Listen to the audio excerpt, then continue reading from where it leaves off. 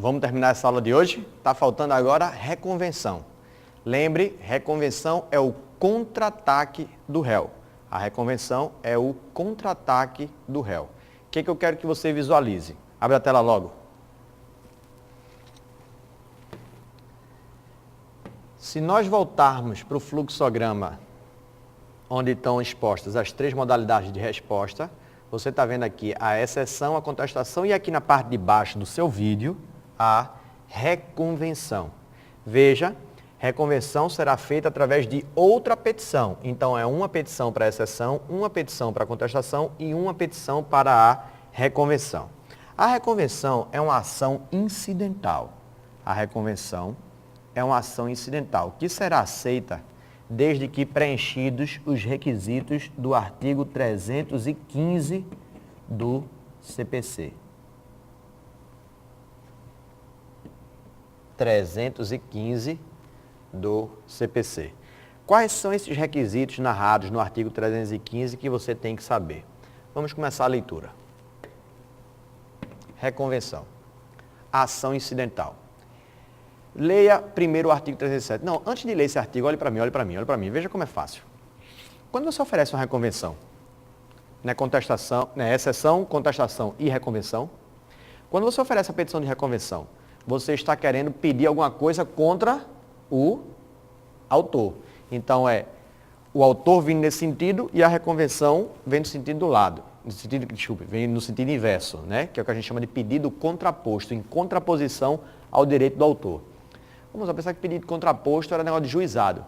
A reconvenção é um pedido contraposto, só que é feito através de ação. Então, o pedido de juizado é dentro da própria contestação, mas isso é exceção, porque é aquele lance de ações de natureza dúplice. Não vamos falar sobre isso agora. Reconvenção é o contra-ataque, né? Que o aluno adora essa frase, é o contra-ataque, é o contra-ataque. O problema é quando ele só decora isso. Vamos aprender um pouquinho mais. Eu disse agora que é uma ação incidental. O que isso quer dizer? Se o autor pedir desistência da demanda principal, extingue-se a reconvenção? Se você disser que extingue, é porque a reconvenção está seguindo o destino da ação principal. Então, se fosse nesse contexto, eu teria que dizer que a reconvenção é uma ação acessória do principal, porque o destino do acessório é seguir o principal. Mas você sabe que no artigo 317 diz que, ainda que o autor desista da ação, deve o juiz prosseguir no julgamento da reconvenção. Prova de que se trata de uma ação incidental, independente da ação principal. Tanto é que o réu poderia oferecer o que ele vai pedir em reconvenção através de uma outra ação, no outro processo.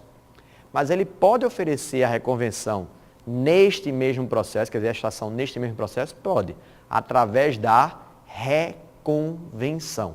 Então, trata-se de uma ação incidental.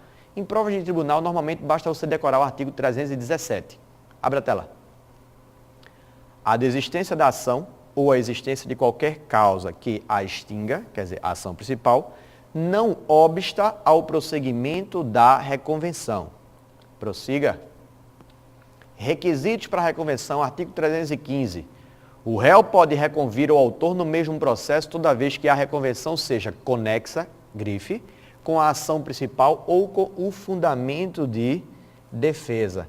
Então, eu posso afirmar a necessidade de conexão para que seja aceita a reconvenção entre ela e a causa principal? O réu pode reconvir o autor no mesmo processo todas as vezes que a reconvenção seja conexa com a ação principal ou conexa com o fundamento da defesa. Então, conexão é um requisito para que se aceite a reconvenção. Parágrafo único. Não pode o réu, em seu próprio nome, reconvir o autor quando este demandar em nome de outrem. A gente vai decorar isso daqui a pouco. Só que antes de decorar, eu quero que você pegue outro detalhe ainda aqui no caput que eu me esqueci de falar. O réu pode reconvir ao autor. O réu pode reconvir ao autor. Isso quer dizer o seguinte. Quem é o autor da reconvenção? O réu. Quem será o réu da reconvenção? O autor. O réu pode reconvir contra um terceiro que não esteja no processo? Não. A função da reconvenção é contra-atacar o autor. Então, quem será o réu da reconvenção? o autor da ação principal. Mas não tem nenhuma exceção não? Tem. Se você for partir para a jurisprudência, vai ter exceção, que é aquela questão de se no polo passivo da reconvenção, o autor tiver que formar com um terceiro um litisconsórcio necessário ou um litisconsórcio unitário. Aí, nesse caso, será permitido que terceiro ingresse dentro dessa relação reconvencional. Mas a regra é, o réu só pode reconvir contra o autor. Ok? Mas perceba que no artigo 315 tem um parágrafo único que proíbe a reconvenção. Bicho, o parágrafo único é, na maioria das vezes, a resposta das assertivas de prova. Porque é justamente uma vedação legal ao uso da reconvenção. Decore. Abre a tela aí. Parágrafo único. Não pode o réu reconvir em seu próprio nome ao autor, quando este, o autor, estiver demandando em nome de outrem.